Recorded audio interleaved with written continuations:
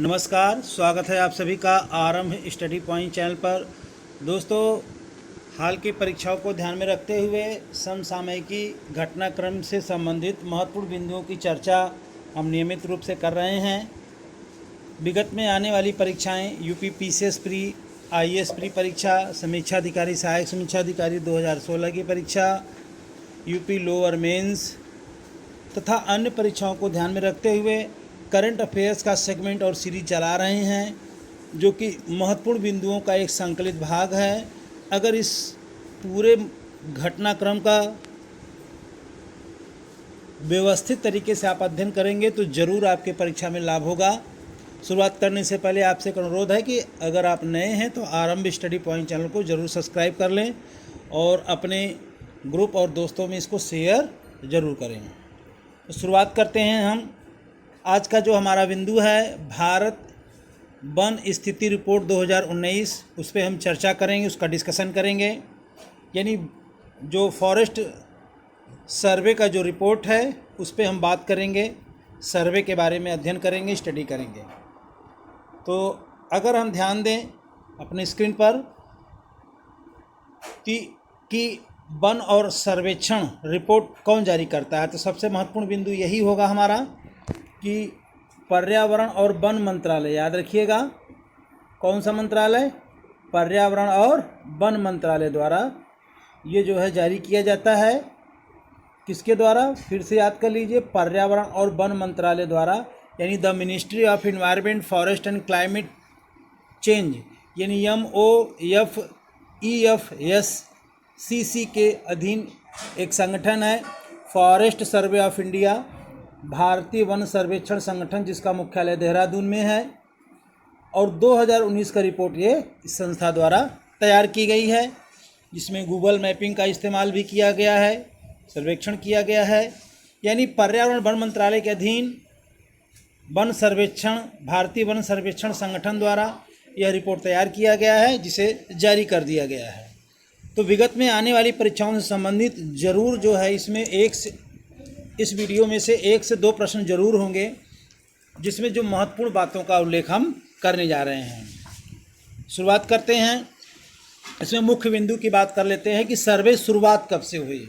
तो भारतीय वन सर्वेक्षण द्वारा जो है 1987 से सर्वे की शुरुआत की गई, 1987, याद करिएगा 1987 से ये सर्वे शुरू किया गया है और ये 16वां रिपोर्ट है, याद रखिएगा।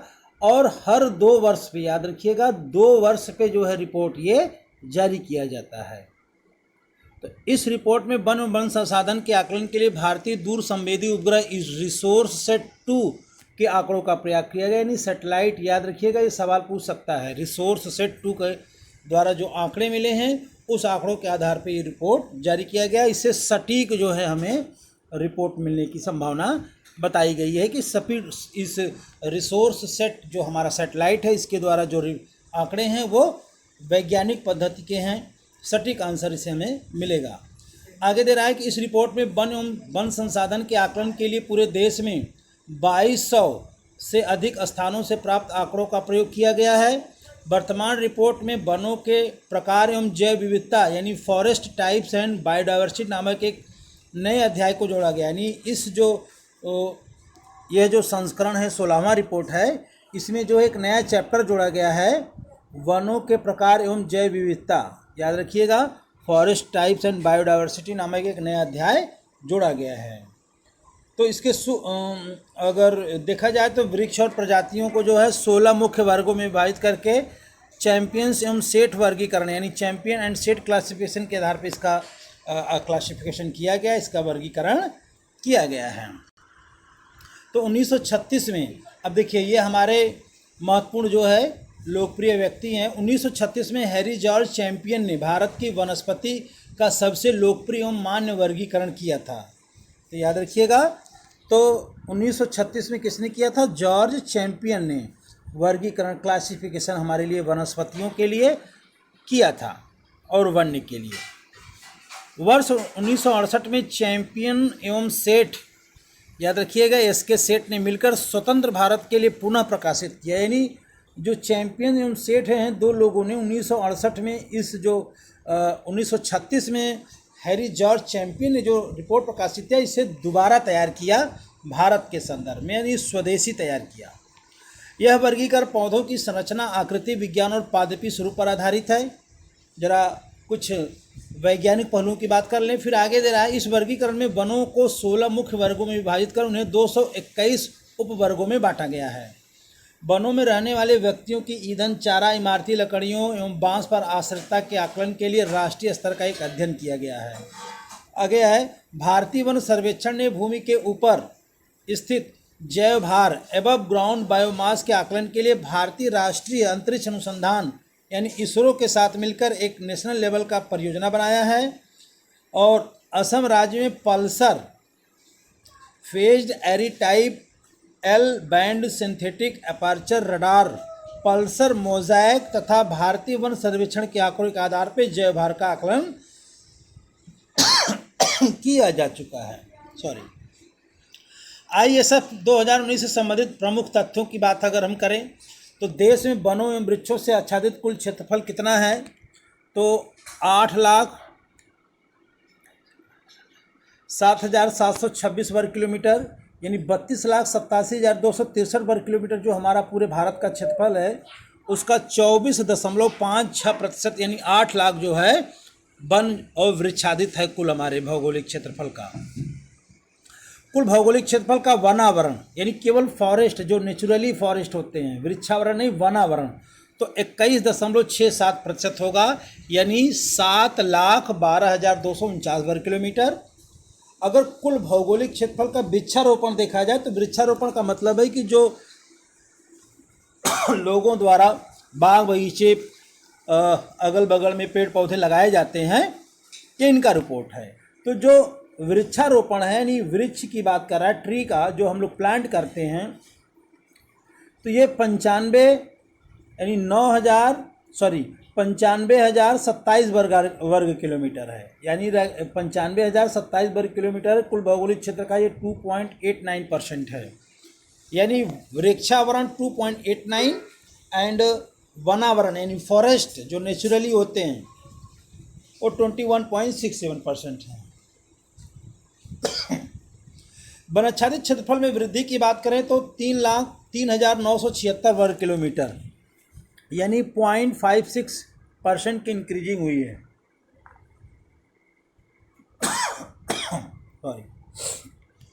यानी वनाच्छादित क्षेत्रफल में वृद्धि 3,976 वर्ग किलोमीटर है, 0.56%। और वृक्षों से आच्छादित क्षेत्रफल जो वृद्धि है एरिया में इंक्रीजिंग हुआ है 1,212 वर्ग किलोमीटर यानी 1.29%। और वनावरण और वृक्षावरण क्षेत्रफल में जो कुल वृद्धि हुई है, टोटल इंक्रीजिंग हुई है 5,188 वर्ग किलोमीटर यानी 0.65%। तो मैंने दोनों बिंदु बताए हैं, टोटल स्क्वायर वर्ग किलोमीटर में जो बढ़ा है उसको भी देखा हमने, परसेंटेज में जो बढ़ा उसको भी देखा, वन क्षेत्र जो बढ़ा उसको भी देखा, और वृक्षावरण जो क्षेत्र बढ़ा उसको भी देखा, और टोटल में जो वृद्धि हुई उसको देखा।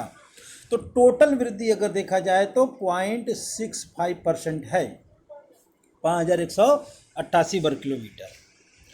अब वनों की स्थिति से संबंधित राज्यवार आंकड़े जरा स्टेट वाइज हम देख लें तो सर्वाधिक वनावरण प्रतिशत आपको पता ही है, मिजोरम 85.41%, फिर अरुणाचल प्रदेश है 79.63% और मेघालय है 76.33% यानी तीसरे नंबर पे, और मणिपुर चौथे नंबर पे है 70.46 और नागालैंड पाँचवें नंबर पे है। तो टॉप 5 हमें स्टेट जरूर याद रखना चाहिए।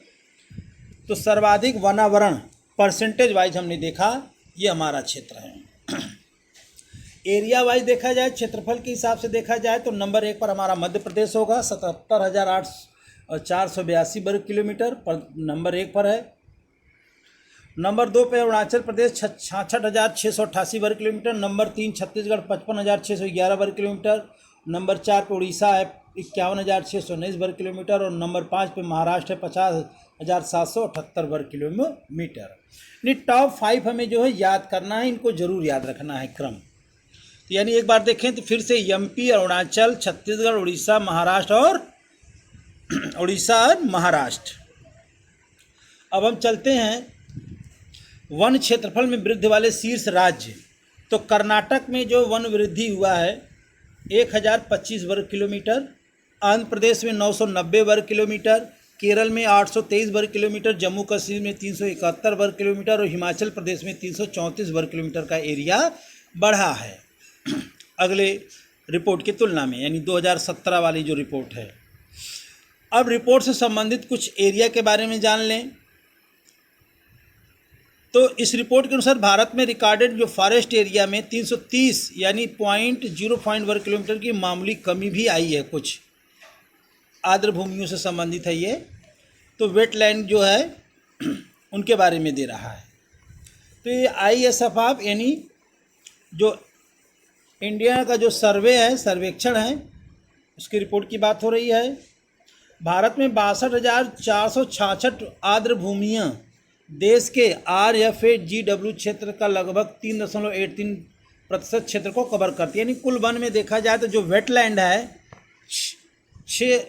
62,466, याद रखिएगा, कुल का 3.83%।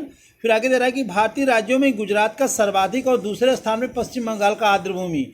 आर्द्र भूमि से संबंधित अगर आंकड़ा पूछेगा तो पहला स्थान किसका है? गुजरात का है। कच्छ वाला क्षेत्र याद ही है आपको, कच्छ वाला और खंभात वाला क्षेत्र जो है काफ़ी आर्द्र वेटलैंड है। इसके बाद फिर आपका जो है बंगाल दूसरे नंबर पे वेटलैंड में आता है। तो ये वेटलैंड का जो है रिपोर्ट दे रहा है, तो हमें वेटलैंड के बारे में थोड़ा सा ध्यान रखना होगा। चलिए, अगर हम वेटलैंड की बात करें, वेटलैंड में हमारा फर्स्ट स्टेट हो जाएगा गुजरात, दूसरा हो जाएगा बंगाल। भारत में वनों का बढ़ता हुआ कार्बन स्टॉक, कार्बन स्टॉक के बारे में अगर बात करें तो सबसे अधिक कार्बन स्टॉक जो है किसका है? रूस का है। और भारत का जो है इसमें 8वां स्थान है कार्बन स्टॉक में।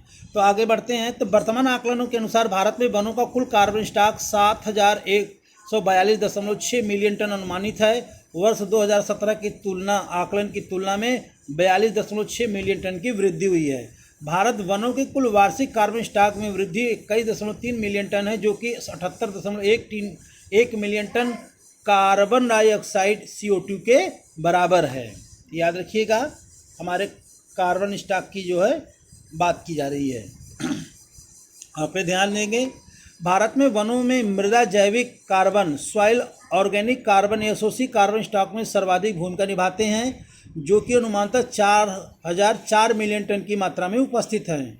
एसओसी भारत के वनों का कुल कार्बन स्टॉक में लगभग 56% योगदान है। यानी सॉइल ऑर्गेनिक कार्बन में भारत का योगदान 56% है, 8वें स्थान पे है कार्बन।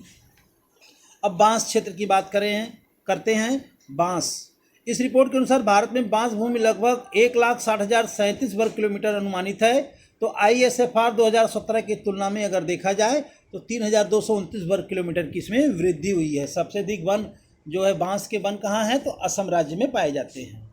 मैंग्रोव वनों की बात करें, जो कि कच्छप वनस्पति के नाम से जानी जाती है और समुद्र तटीय दलदली क्षेत्रों में पाए जाते हैं। तो देश में मैंग्रोव वनस्पति 2017 के आकलन की तुलना में 54 वर्ग किलोमीटर यानी 1.10% की वृद्धि देखने को हमें मिलती है। मैंग्रोव की बात कर रहा है, इसको ध्यान रखिएगा।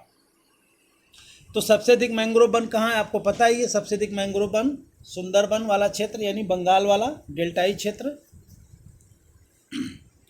अब पहाड़ी क्षेत्रों की स्थिति की बात कर लेते हैं। तो भारत के पहाड़ी जिलों में कुल वनावरण 2,84,006 वर्ग किलोमीटर है, जो कि इन कुल जिलों के कुल भौगोलिक क्षेत्रफल का 40.30% है। यानी जो पहाड़ी क्षेत्र हैं वहाँ पे कुल एवरेज उनका भौगोलिक क्षेत्रफल का 40.30% ही वन है। हालांकि जो वन नीति 1988 है या उससे पहले भी जो वन नीतियाँ 1952 वगैरह में बनी, सब में यही अनुमानित है कि पर्वतीय क्षेत्रों में अनुकूल बायोडाइवर्सिटी बनाने के लिए, अनुकूल पर्यावरण को बनाने के लिए वन का जो प्रतिशत होना चाहिए पहाड़ी क्षेत्रों में 60% के आसपास होना चाहिए। यानी 60% भूभाग पे वहाँ वन होना चाहिए, लेकिन अभी ऐसा नहीं है, यानी 40.30% ही है। इस डाटा को याद कर लेंगे, सवाल पूछता है। कुल भूभाग पे तो 33% होना चाहिए, ठीक है, लेकिन पर्वतीय क्षेत्रों में जो है ज़्यादा होना चाहिए, 60% भूभाग से अधिक क्षेत्र पे वन होगा, तभी जो उस वहाँ का इकोसिस्टम बायोडायवर्सिटी मेंटेन होगा। अब 2017 का जो रिपोर्ट है उसमें 144 पहाड़ी जिलों में से 5444 वर्ग किलोमीटर यानी 0.19% की वृद्धि देखी गई। बहुत मामूली वृद्धि है, ये वृद्धि बढ़ाना है। अब जनजातीय क्षेत्रों में चलते हैं। तो जनजातीय क्षेत्रों की स्थिति में है, भारत के जनजातीय जिलों में कुल वनावरण 4,22,351 वर्ग किलोमीटर है। याद रखिएगा आंकड़ा, ट्राइबल एरिया की बात कर रहा है, जो कि इन जिलों की कुल भौगोलिक क्षेत्रफल का 37.54% है। हालांकि ये ट्राइबल ज़्यादा से ज़्यादा पर्वतीय क्षेत्रों और वन क्षेत्रों में ही रहते हैं, लेकिन यहाँ भी जो है वन का प्रतिशत जो है बहुत ज़्यादा नहीं है, लेकिन फिर भी जो नेशनल जो राष्ट्रीय होना चाहिए, जो वन नीति फॉरेस्ट पॉलिसी के अनुसार 33% होना चाहिए, उससे ज़्यादा है। यानी ट्राइबल इलाके में जो है वन का जो प्रतिशत है, राष्ट्रीय स्तर का जो मानक है वन नीति का, उससे ज़्यादा है। 33 मानक है, लेकिन है 37.54%। पर्वतीय क्षेत्रों में 40.30% दे रहा है। तो इस प्रकार से देखें कि जितने जो क्षेत्र जो राज्य जितने ही ज़्यादा ट्राइबल हैं, इसका मतलब उसका वहाँ पे वन का प्रतिशत और वन क्षेत्र वहाँ पर ज़्यादा है। जैसे एक ट्रिक बता दें आपको, महत्वपूर्ण ट्रिक है कि सबसे अधिक वन भूभाग कहाँ है? मध्य प्रदेश में। और भारत में सबसे अधिक जनजातियों का निवास संख्या में कहाँ होता है? मध्य प्रदेश में ही। दूसरा बिंदु बता दें, मिजोरम। तो भारत में सबसे अधिक जनजातियों का प्रतिशत मिजोरम में है, तो भारत में सबसे अधिक वन भूभाग का प्रतिशत भी मिजोरम में ही है। ये आंकड़े आप देख लेंगे, महत्वपूर्ण बिंदु मैं बता रहा हूँ। चलिए तो आते हैं हम लोग ट्राइबल से आगे बढ़ते हैं उत्तर पूर्व यानी नॉर्थ ईस्ट के बारे में। तो उत्तर पूर्व क्षेत्र में कुल वनावरण 1,70,541 वर्ग किलोमीटर है, जो कि इसके कुल भौगोलिक क्षेत्रफल का 65.05% है। वर्तमान आकलन के अनुसार उत्तर पूर्वी यानी नॉर्थ ईस्ट में कुल वनावरण में 765 वर्ग किलोमीटर यानी 0.45% की कमी आई है। ये देखो महत्वपूर्ण बिंदु है। यानी ये जो नॉर्थ ईस्ट में है, जो क्षेत्र है 65.05, उसमें कुछ कमी आई है। तो याद रखिएगा, नॉर्थ ईस्ट में जो है कमी आई है, जबकि दक्षिण भारत के और उत्तर भारत में कश्मीर, हिमाचल वगैरह क्षेत्र में वृद्धि आई है। तो ये ट्रेंड भी आपसे पूछ सकता है, खास करके आईएएस और पीसीएस वाले एग्जाम में ये सवाल ट्रेंड के बारे में पूछ सकता है कि ट्रेंडिंग क्या है फॉरेस्ट रिपोर्ट का। तो नॉर्थ ईस्ट में कमी आई, हालांकि ये पूरे नेशनल लेवल से पर्वतीय क्षेत्रों से भी ज़्यादा यहाँ पर दिखाई दे रहा है। 65.05 यानी जो मानक है 60% से ऊपर पर्वतीय हिल एरिया में, तो वो पूरा कर रहा है। अगर असम को छोड़ दिया जाए तो बाकी राज्य तो बहुत ही अच्छा प्रदर्शन कर रहे हैं। तो जैसे जैसे विकास का क्षेत्र बढ़ेगा वैसे वैसे जो है वन का भूभाग भी कम होगा। आगे आते हैं, असम और त्रिपुरा को छोड़कर बाकी सभी उत्तर पूर्वी राज्यों के वनावरण क्षेत्र में कमी आई है। यानी असम और त्रिपुरा में कमी नहीं आई, बाकी अन्य राज्यों में कमी आई है। नॉर्थ ईस्ट के 8 राज्य हैं, उनमें से 2 में कमी नहीं हुई है, बाकी में कमी हुई है। अब आगे बढ़ते हैं, ईंधन की लकड़ियों के लिए आश्रितता की बात करें तो भारत में वनों पर ईंधन लकड़ियों की आश्रितता में नंबर 1 महाराष्ट्र है। ईंधन लकड़ी याद रखिएगा, महाराष्ट्र है। इमारती लकड़ी और बांस के लिए मध्य प्रदेश है। और आगे भी देखें कि भारत में वनों में रहने वाली छोटी इमारती लकड़ी का दोहन भारत के वनों में वार्षिक रूप से 7% के बराबर है। भारत में कुल वनावरण 21.40% क्षेत्र वनों में लगने वाली आग से प्रभावित है। यानी हमारे भारत में जो वन नुकसान हो रहा है उसमें से सबसे अधिक 21.40% आग से ही है, फायर। खास करके गर्मी के समय में पर्वतीय क्षेत्रों में, हिमाचल, उत्तराखंड इत्यादि राज्यों में वनाग्नि की बड़ी घटना घटती है। तो इस प्रकार से अगर हम देखें तो जैव विविधता, उसकी प्राकृतिक समृद्धि, इन सारी चीज़ों को ध्यान में रखते हुए किसी भी देश के लिए, जीव जंतु के लिए वन एक महत्वपूर्ण बिंदु है, महत्वपूर्ण आधार स्तंभ है।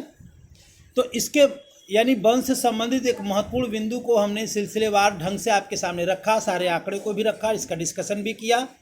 तो आशा होगी कि आपको आप ये सारा वीडियो देखेंगे, अपने दोस्तों में शेयर भी करेंगे, आरएम स्टडी पॉइंट चैनल को सब्सक्राइब भी करेंगे और इसका लाभ लेकर के अपनी परीक्षा में अच्छा स्कोर पाने की कोशिश करेंगे। तो इस प्रकार से